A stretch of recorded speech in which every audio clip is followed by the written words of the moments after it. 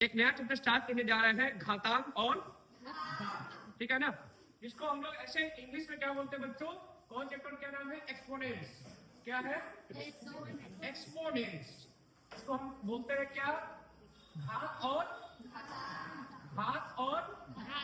घातांक, है ना। अब हम जानेंगे पहले यहाँ पर ये बात कि सर घात और घातांक क्या होता है, एक्सपोनेंट क्या होता है ना। जैसे कभी आप ऐसा गौर करते होंगे, कभी कुछ नंबर ऐसा लिखा हुआ है 2 का पावर 3 ऐसे, जिसका वैल्यू होता है a, आप जानते भी हैं, है ना। आपको सिखाए थे क्यूबिक वाले चैप्टर पे 2 का पावर 3 कितना होता है? 2 इंटू 2 इंटू 2। तो बच्चों ये लोग कभी भी किसी संख्या को इस तरह से लिखते हैं जिसमें इसको क्या बोलते हैं? आधार। ये क्या होता है? ये आधार, ठीक है, आधार। इसको इंग्लिश में बोलते हैं बच्चों क्या? बेस। और इसके ऊपर जो इस संख्या के ऊपर में जो लिखा हुआ है इसको कहते हैं घात। क्या बोलते हैं बच्चों? घात। और ऐसे इंग्लिश में बोलते हैं पावर, है ना। और पढ़ते हैं क्या? 2 टू दी पावर 3। जैसे बच्चों को यहाँ लिख दिया क्या? 5 का पावर -4। तो इस बार तो आप देख रहे हैं घात पॉजिटिव में है या निगेटिव में है? माइनस एंड निगेटिव को इसका अगर बोलेंगे कि अगर हमें संख्या को ऐसे लिखा जाए तो इसका आधार क्या है? तो आधार क्या बच्चों? 5। इसका घातांक क्या है? -4, ठीक है ना।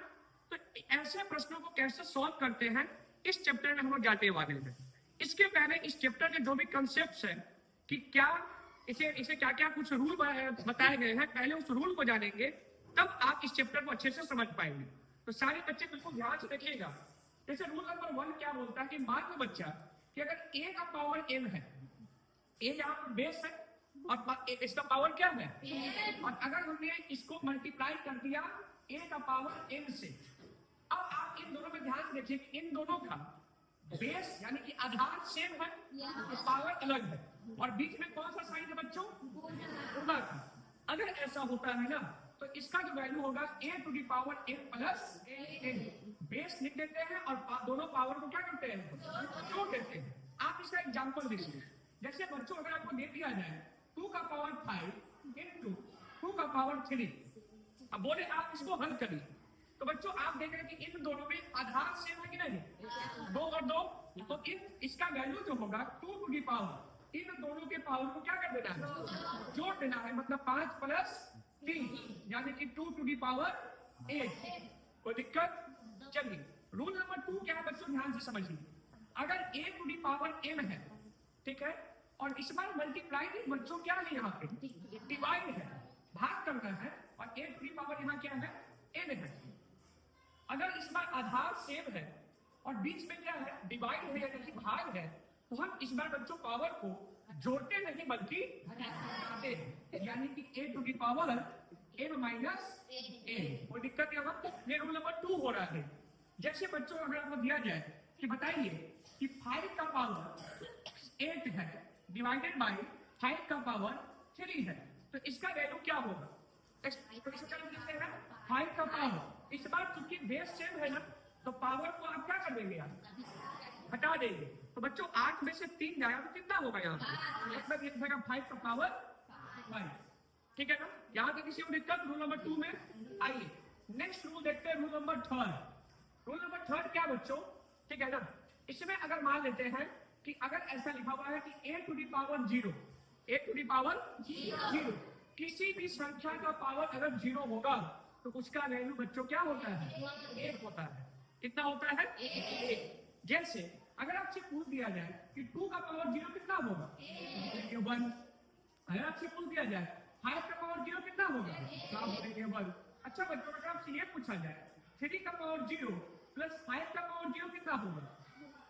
3 का पावर 0 प्लस 5 का पावर 0, क्या बोलेंगे आप इसके आंसर? देखो इसका वैल्यू 1 और इसका वैल्यू फिर 1, तो 1 प्लस 1 कितना?